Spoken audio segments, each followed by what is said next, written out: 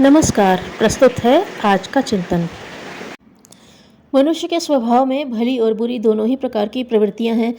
शिक्षा, संस्कार और वातावरण जिन प्रवृत्तियों को आकर्षित आमंत्रित करते हैं वे ही प्रवृत्तियां बढ़ती और फलती फूलती हैं। शिक्षा और संस्कार जैसे स्वाभाविक निर्णायक तत्व भी वातावरण पर ही अवलंबित होते हैं और वातावरण भी वही प्रभावित करता है जिससे कि निकटवर्ती संपर्क में रहना पड़ता है। वातावरण यो एक स्थिति का नाम है जहाँ जिस प्रवृत्ति के लोग अधिक होंगे वहाँ वैसा ही वातावरण उत्पन्न होगा। इन अर्थों से मनुष्य का स्वभाव इस बात पर निर्भर करता है कि वह कैसे व्यक्तियों का साथ करता है। दृढ़ संकल्पी और निष्ठावान व्यक्तियों की बात अलग है, अन्यथा लोग अपने निकटवर्ती व्यक्तियों और परिस्थितियों से प्रभावित होकर ही कोई क्रियाकलाप या गतिविधि अपनाते हैं। इसी कारण कहा गया है, संगति से गुण होत है, संगति से गुण जाए, बांस फांस और मिसरी एक ही भाव बिकाए। जैसे लोगों के साथ रहना पड़ता है, उनका निकट संपर्क मिलता है, उनके गुण ही सबल होकर व्यक्ति को अपने समान बना लेते हैं। मिस्री की डली में पड़ी हुई बांस की फांस भी मिस्री के भाव ही बिकती है। व्यक्ति निसर्गतः तो अपना कोई बना बनाया व्यक्तित्व लेकर नहीं आता। बचपन में ही उसे जिस तरह के बच्चों की संगति मिलती है वह वैसे ही हाव भाव और रीति नीति अपनाता है। वही आदतें आगे चलकर अपने अनुरूप स्वभाव के लोगों को खोज लेती हैं और वैसी प्रवृत्तियां अपनाती हैं। परिस्थितिवश अच्छे लोग भी जब बुरे वातावरण में फंस जाते हैं तो व्यक्तित्व में अपेक्षित दृढ़ता न होने के कारण अच्छे स्वभाव के लोग भी बुरी आदतें सीख लेते हैं। उदाहरण के लिए नशेबाजी को ही ले लें। नशे में न कोई अपना जायका होता है और न उसकी कोई आवश्यकता उपयोगिता रहती है।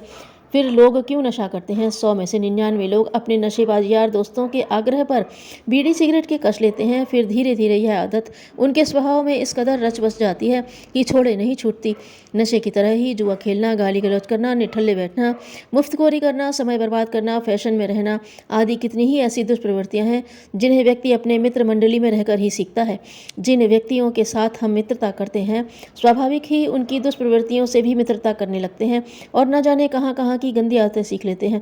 यहाँ तक कि कोई आदमी व्यभिचारी या चरित्रहीन बनता है तो उसके इस पतन का 100% कारण उसकी संगति ही रहती है। अन्यथा आरंभिक जीवन में तो सभी सदाचारी रहते हैं। सामाजिकता, लोकलाज, अपमान का भय और प्रचलित मान्यताओं की पाबंदी हमारे समाज में कुछ है ही इस प्रकार की कि व्यक्ति का कुमार्गगामी होना कठिन है। कदम कदम पर इस राह पर राग पग बढ़ाते हुए भय, संकोच और लज्जा उत्पन्न होती है। लेकिन कुसंग में बुरे साथी मिलने पर यह लज्जा और झिझक छूटती जाती है। बुरे साथियों के साथ गंदे हंसी मजाक में रुचि लेने के साथ उत्पन्न होने वाला रस दिनों दिन पतन के गर्त में धकेलता जाता है। इसके विपरीत अच्छे वातावरण में रहने वाले और अच्छे लोगों की संगति का प्रभाव भी पड़ता है। न केवल मनुष्यों पर वरन पशु पक्षियों पर भी इसका प्रभाव स्पष्ट परिलक्षित देखा जाता है। प्राचीन काल में तो यह स्थिति हमारे लिए गौरवास्पद ही कही जाएगी कि ऋषि मुनियों के आश्रम में सिंह और गाय एक ही स्थान पर स्वतंत्र और निर्भय विचरण करते थे। आजकल घरेलू पालतू पशु पक्षियों पर भी वातावरण के प्रभाव को देखा जा सकता है। घर में पिंजड़े में पाले जाने वाले तोते वही बातें करना सीख जाते हैं जो दिन रात सुनते हैं। तोते गालियां भी बकते हैं और आने जाने वालों का अभिवादन भी करते हैं। इस आधार पर प्राचीन काल के उन विवरणों को भी गलत नहीं कहा जा सकता, क्योंकि जिस स्थान पर प्रेम और अहिंसा के सद्भावनाओं की प्रबल प्रचंड प्रभाव विद्यमान हो वहाँ कोई भी उससे प्रभावित हुए बिना नहीं रहता। शेर, चीते सरगस में रिंग मास्टर के भय से अनुशासित रहते हैं तो प्रेम तो भय से असंख्य गुना शक्तिशाली है, उसका प्रभाव क्यों नहीं होगा। फूल फल टूट टूट कर जिस मिट्टी में गिरते हैं वह भी फूलों की सुगंध ग्रहण करने लगती है। चंदन वृक्ष के आसपास विद्यमान पेड़ पौधे भी चंदन की सुगंध से सुवासित हो जाते हैं। तो फिर क्या कारण है कि सद्गुणी और सज्जन व्यक्तियों के संपर्क में रहकर व्यक्ति वैसा ही बनने लगे। बुरे व्यक्तियों के संग से बुराइयां आती हैं तो यह भी निश्चित है कि अच्छे व्यक्तियों के संसर्ग करने पर व्यक्ति में अच्छी प्रवृत्तियां उभर कर आएं। सत्पुरुषों के संपर्क में मनुष्य की सत्प्रवृत्तियां निश्चित रूप से उभर कर आती हैं। सूर्यमुखी का फूल उधर मुड़ता रहता है जिधर की सूरज होता है। सुबह होते ही कमल की कली का मुंह खुल जाता है। उसी प्रकार संसर्ग के अनुरूप ही मनुष्य की अंतरात्मा में भी सत्प्रवृत्तियों और सद्गुण उभर कर आने लगते हैं। प्रश्न उठता है कि अच्छी और बुरी प्रवृत्तियां दोनों ही विद्यमान हैं और अच्छाई अपने आप में शक्तिशाली है तो बुरे व्यक्तियों के संसर्ग से भय कैसा? यह ठीक है कि सत तत्व सामर्थ्यवान और शक्तिशाली है, पर उसकी सामर्थ्य व्यक्ति के अपने आत्मबल के द्वारा ही विजयी और विजित होती है।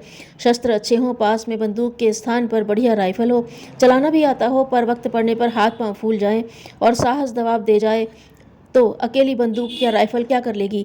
हमारा स्वभाव लाख अच्छा हो, लेकिन इतना आत्मबल न हो कि बुरे व्यक्तियों से अप्रभावित रह सकें, तो वह प्रवृत्तियां हम पर भी हावी हो जाती हैं। इसलिए संगति से होने वाले प्रभाव के महत्व को जानकर हमें चाहिए कि हम अपना संपर्क बुरी आदतों से, बुरे स्वभाव के व्यक्तियों से न रखें।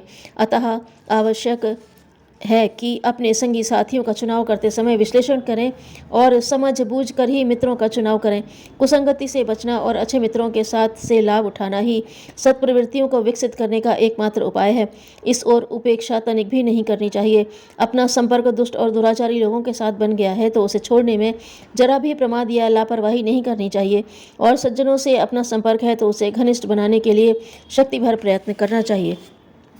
जो जितना खुदगर्ज है, समझना चाहिए कि वह सभ्य समाज का सदस्य कहलाने से उतना ही दूर है। धन्यवाद।